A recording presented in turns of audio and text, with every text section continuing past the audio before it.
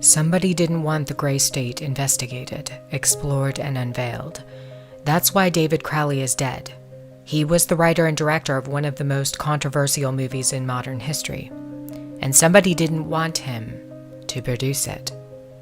What was so threatening about David Crowley and the gray state concept?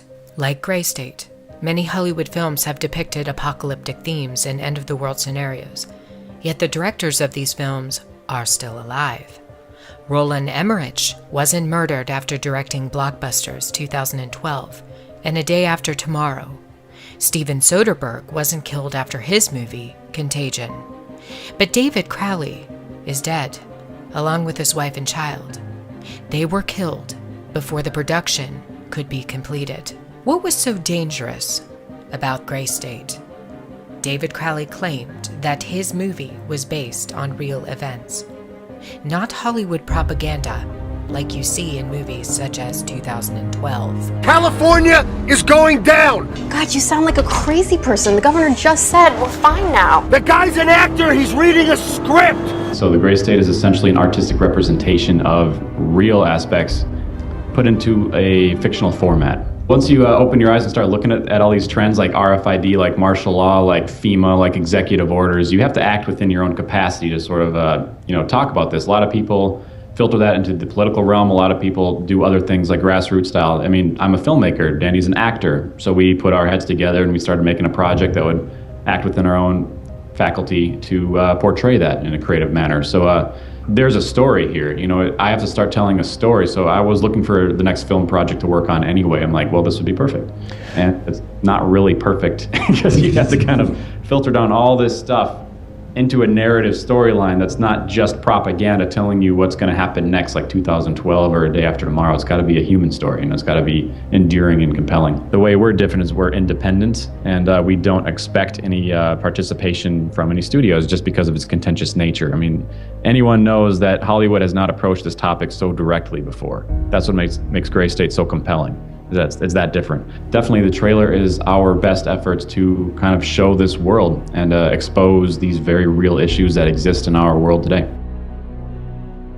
David claims that Hollywood has never dealt with topics like RFID, internment camps in America, and detention. Instead, they have produced propaganda in place of real issues. When Hollywood does discuss internment and detention, it's almost always about World War II and the Holocaust. Literally thousands of films have been produced about the Holocaust, and yet one single film that addresses the potential for a Holocaust in the United States is stopped mid-production after its director is murdered. Seems a bit odd, doesn't it? They don't want Americans, Canadians, and other Western countries to know what is coming. And that is a plan to intentionally collapse Western society.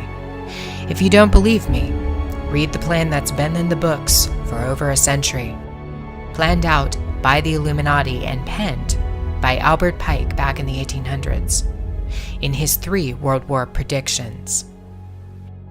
Gray State was simply too threatening. It revealed too much, not just the obvious points of what could happen with the collapse of a society, things like martial law, food shortages, and a provisional government. It goes beyond this. David knew a secret, and he left it inside of the trailer for Gray State, in plain sight. David Crowley used the Illuminati's favorite game against the notorious cabal. It's a game they've played with the human race for years. They provide clues about the future to toy with us.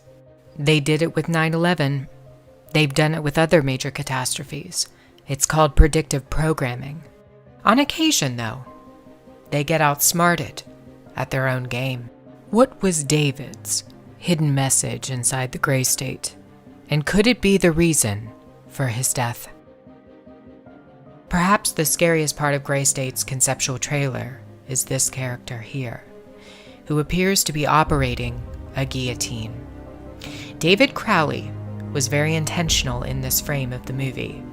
He added something that I believe he wanted the people to know about. Who is the identity of this executioner? If you look closely, you will see that this terrifying character is wearing something around his waist. It appears to look like an apron. The executioner wears a Freemason apron, complete with the all-seeing eye, the compass, and the 2 pillars. I do believe David Crowley is trying to tell us something.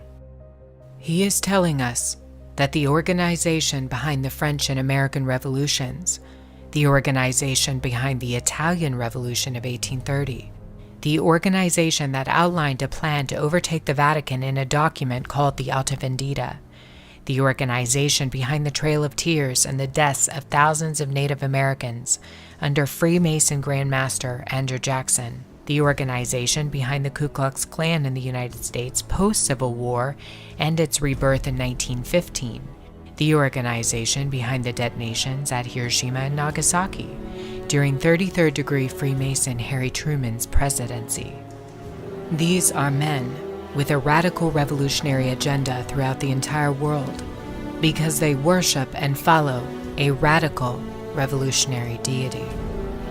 The first to have led a revolt against the Most High Lord. David Crowley knew something, and he was trying to warn the people. The ones behind the FEMA death camps, the guillotines, and the detention of Americans, it's the Freemasons. They're planning a second American Revolution.